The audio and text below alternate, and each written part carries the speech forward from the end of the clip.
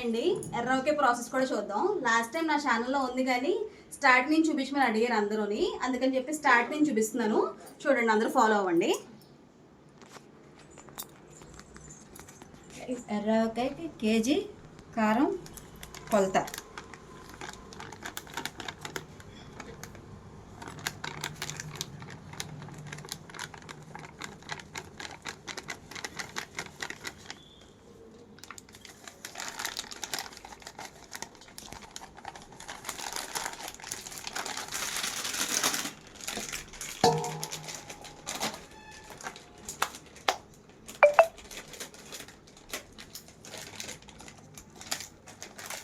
అర కేజీకి 3 సాల్ కారం వస్తుంది, కేజీకి 6 సాల్ కారం వస్తుంది. ఆవు పిండి కూడా అదే కొలతలతో వస్తూ ఉంటుంది, దేనికి తేడా రాదు. అర కేజీ చెప్పిన ప్యాకెట్లు తెచ్చుకున్నా, లూజు తెచ్చుకున్నా 3 సార్లు లెక్క అన్నమాట. అది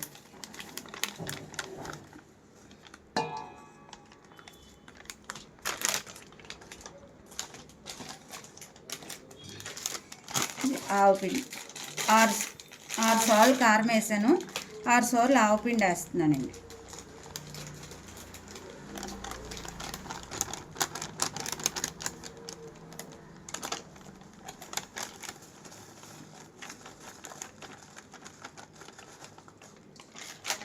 ఆరు సార్లు ఆవు పిండి.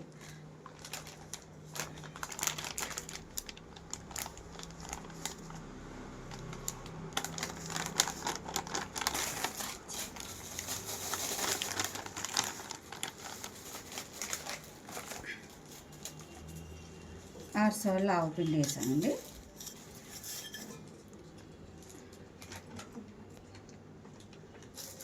కొట్టిన ఉప్పు అండి, అయోడిన్ ఉప్పు కాదు, కొట్టిన ఉప్పు. ఇది ఎన్ని గ్లాసులు పడుతుందండి? 4 గ్లాసులు పడుతుంది. అది 6 గ్లాసులకి ఇది 4 గ్లాసులే పడుతుంది.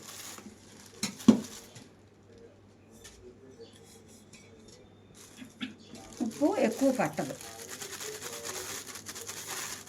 ఎందుకంటే ఆవు పిండి కండర రాకుండా ఉండటం కోసం ఆవు పిండిలో కూడా ఉప్పు వేసి కొడతారు. ఆ కొట్టడంలో పాడవకుండా ఉండటం కోసం ఉప్పు మనం కొంచెం తగ్గించేసుకోవాలి. అది లెక్క.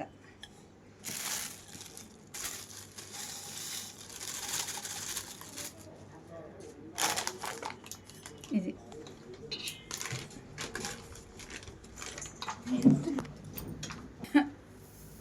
చారుడు మెంతులు వేసుకోవాలి. ఈ 3 వేసుకొని 4 మెంతులతో కలుపుకొని ఇది బాగా కిందకి మీదకి బాగా కలుపుకున్న తర్వాత అప్పుడు బాగా ఇది చేసుకోవాలి. ఇది సంవత్సరమైనా పాడవదు. బకెట్ కన్నా జాడీ పెట్టుకుంటే, గాజు జాడీ కానీ మామూలు మన కూరగాయ జాడీలు కానీ ఏది పెట్టుకున్నా పచ్చడి మట్టుకు పర్ఫెక్ట్గా ఉంటుంది. అది ఈ బాగా కలవాలి. కలవకపోతే ఆవు పిండి కారం ఉప్పు గుర్తెచ్చుకున్నది బాగా కలిస్తేనే 3 కలిపింది బాగా బాగుంటుంది కూరగాయ. అది కలవకుండా ముక్కలు వేసేసిన, నూనె వేసేసిన కూరగాయ ఒక పక్కన ఉప్పు ఉప్పగా కారం కారంగాను చేదుగాను ఉన్నట్టు ఉంటుంది. ఇది ఎంత కలిస్తే అంత బాగుంటుంది ఊరగాయ. అది ఇదంతా బాగా కలుపుకున్న తర్వాత నూనె 1 కేజీ ప్యాకెట్ పడుతుంది. దీనికి కేజీ ఆయిల్ పడుతుందండి. కేజీ ఆయిల్ పడుతుంది. ఈ కేజీ ఆయిల్ కూడా బాగా తడి పొడి కింద కలుపుకొని అప్పుడు ముక్కలు వేసుకోవాలి.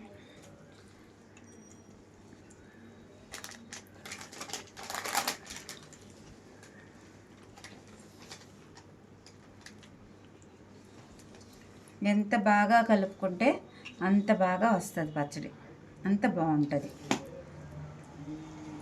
మనం కలుపుతున్న కొలిది దాని ఊరి టేస్ట్ రుచి వస్తూ ఉంటుంది. మనం కలుపుకునే విధానాన్ని బట్టే పెరుగుతూ ఉంటుంది దాని రుచి.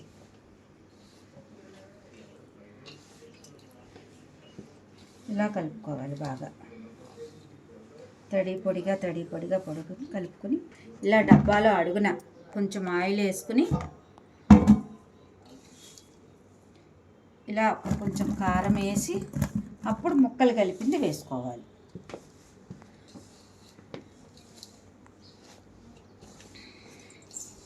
ఇది అర కేజీ కారం, కేజీ ఆవపిండి,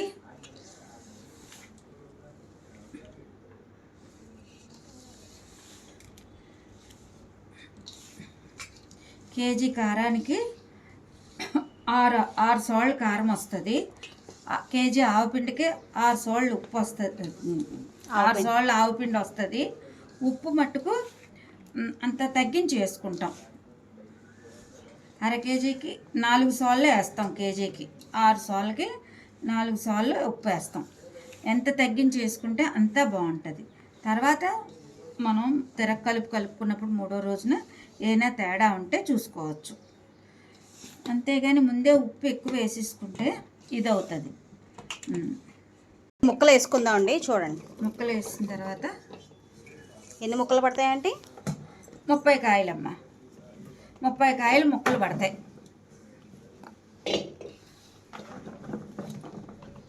ఈ 30 కాయలు ముక్కలు ఎత్తడానికి సైగా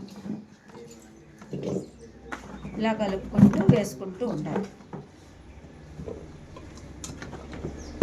ఎంత జాగ్రత్తగా కలుపుకుంటే అంత ఇది వస్తూ ఉంటుంది. ప్రతి ముక్కకి కలిసినట్టుగా కారం అంటినట్టుగా ఉండాలి. ఎంత కారం ముక్కకు అంటుకుంటే అంత ఓట వస్తుంది, రసం వచ్చినట్టు వస్తుంది బాగాను. దాన్ని బట్టే ఊరగాయ బాగుంటుంది.